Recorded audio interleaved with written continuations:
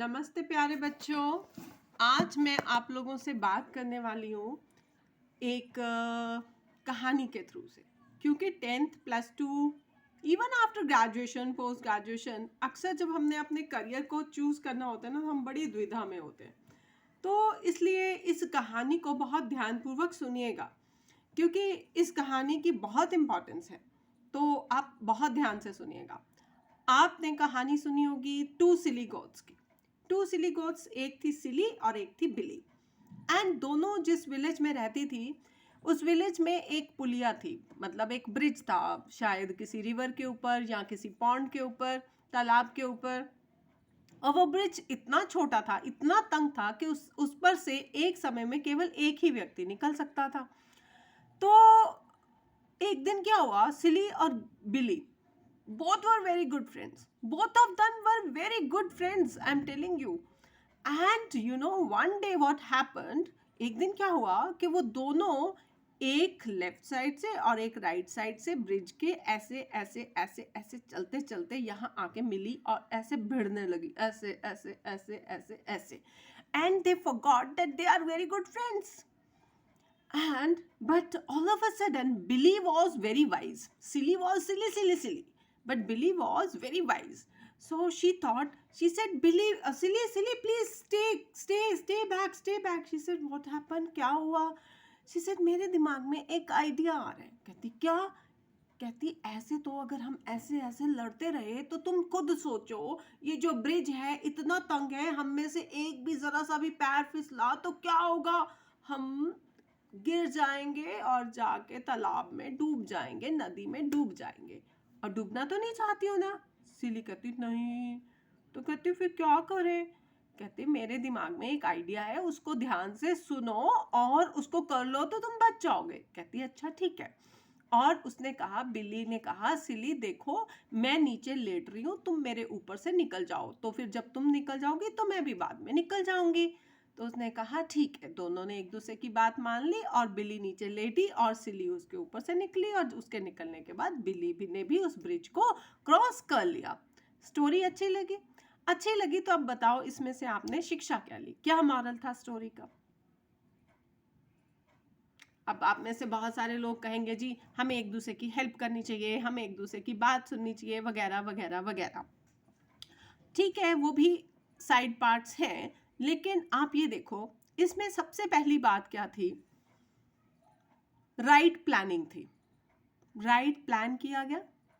Right plan करने के बाद राइट एक्शन एंड डिसीजन लिया गया, और राइट एक्शन एंड डिसीजन लेने के बाद क्या हुआ? राइट टाइम पे लिया गया। और फिर चौथी बात क्या हुई, उसका रिजल्ट क्या हुआ कि अपने अपने डेस्टिनेशन पे पहुंच गए। सो 4 थिंग्स आर वेरी इंपॉर्टेंट। अगर वो राइट टाइम पे डिसीजन ना लेती बिली,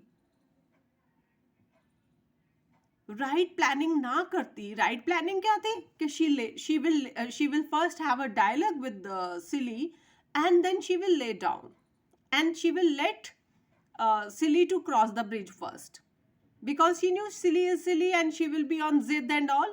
She will not be in a position to listen, so she hurriedly planned कि okay fine, first I will take the action. Then she took the right action on right time immediately. And when she took the right action, the right effect came in the form of a right destination, that they were able to cross the bridge. Right? So 4 things are very important to decide and to choose any career, to solve and resolve any problem, to solve any kind of conflict in life. And 4 things are, now you understand: right planning, right decision and action, right action on right time, and 4th is, of course, we shall reach the right destination. When these 4 things are done accurately, so believe me, no one can stop you from being successful. Success is sure, 100% sure. So please follow this. And now आपके उसमें ये 4 points कैसे आ सकते हैं? 4 points ऐसे आ सकते हैं, बहुत सारे लोग ना बिल्कुल 10th या 12th पे पहुंच के ही डिसाइड करते हैं कि क्या करना है, या सोच में पड़ते हैं। लेकिन राइट टाइम जो डिसाइड करने का या सोचने का या प्लानिंग का होता है ना, वो believe me immediately after primary classes या मिडिल क्लासेस होता है। बट एनी हाउ अगर नहीं भी किया 10th 12th में भी आके कर रहे हो तो डजेंट मैटर, तब भी आके कर लो, क्योंकि जब आंख खुले तब ही सवेरा, है ना।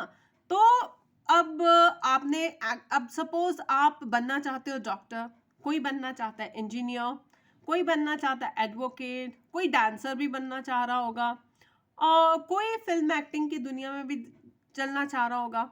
लेकिन आप ये देखो कि इन इन ये चार ये जो कुछ नाम मैंने लिए, ये भी अपने आप में एक वाइड जंगल है। इन जंगलों में से भी फिर एक स्पेसिफिकेशन भी चुननी होती है ना। चलिए वो एक अलग विषय है, उस पर फिर कभी बात होगी। लेकिन उससे पहले अब अगर हमने मुझे डॉक्टर बनना है या आपको डॉक्टर बनना है, तो आपका क्या एक्शन होना चाहिए? सबसे पहले आपको डॉक्टरी से रिलेटेड जानकारियां इकट्ठी करनी चाहिए आपको। दूसरी बात, आपको कौन से सब्जेक्ट्स चूज करने हैं, उनको आपको ज़्यादा अच्छे से साइंस के ऊपर, मैथ्स के ऊपर, इंग्लिश के ऊपर आपकी फोकस जो है वो ज़्यादा होना चाहिए, है ना। तो आपको आगे जाके सब्जेक्ट्स भी वही रखने चाहिए और उनके ऊपर खूब अच्छे से मास्टरी करनी चाहिए, है ना। सो इस तरह से ये है आपकी राइट प्लानिंग। और अगर आपको ज़रूरत है, आपको लग रहा है आपको समझ नहीं आ रही, तो आपका एक्शन और डिसीजन क्या है कि आपको टीचर से बार बार बात करनी चाहिए। उससे रिलेटेड टीचर की सलाह के साथ आपको एक से ज़्यादा एक विषय पर किताब पढ़नी चाहिए। मत सोचिए कि एक किताब पढ़ने से हो गया, एक किताब पढ़ने से आप पास तो हो जाएंगे, क्रैमिंग करने से भी, रट्टा लगाने से भी आप पास तो हो जाएंगे, लेकिन उस पोजीशन पे जाने के लिए आपको जो वास्ट नॉलेज चाहिए, जो वास्ट इंफॉर्मेशन चाहिए, बिकॉज नॉलेज और इंफॉर्मेशन गैदर कर लेना ही अपने आप में सफिशिएंट नहीं होता। नॉलेज और इंफॉर्मेशन को गैदर करने के बाद उसको एप्लीकेशन उसका जो है that is very very important, और उसको अप्लाई करने की कला सीखने के लिए आपको हमेशा एक से ज़्यादा किताबें पढ़नी चाहिए, और जितना ज़्यादा हो सके हर एक चीज़ को प्रैक्टिस करके देखना चाहिए। एक क्वेश्चन को अलग अलग तरह से हैंडल करने के लिए कुछ एक्सरसाइजेज आपको करनी चाहिए, बार बार आपको टेस्ट लेने चाहिए। तो ये सब चीज़ें आप, this is your right action and decision. जब आप ये करते हो तो आप राइट डेस्टिनेशन पे, मतलब अगर आप डॉक्टर बनना चाहते हो तो ऑफकोर्स आप डॉक्टर बन पाओगे, अगर आप इंजीनियर बनना चाहते हो तो ऑफकोर्स इंजीनियर बन पाओगे। उसके बाद जाके फिर आगे स्पेसिफिकेशंस होती है, आप उसके बारे में भी आप अपना इंटरेस्ट या बिल्ड कर सकते हो या फाइंड आउट कर सकते हो, जिसमें आपको अच्छा लगता है आप उसमें जा सकते हो। उसकी भी अगेन आपको इसी तरह से प्लानिंग करनी चाहिए। आई होप मेरी ये बातचीत आज की आपके लिए कुछ फ़ायदेमंद होगी, यूज़फुल होगी। अगर होगी तो इसका लाभ ज़रूर उठाइए, इसको सुनिए, ध्यान से सोचिए और करिए, and I am sure it will help you a lot in the future. Thank you so much. Have a wonderful time. Bye.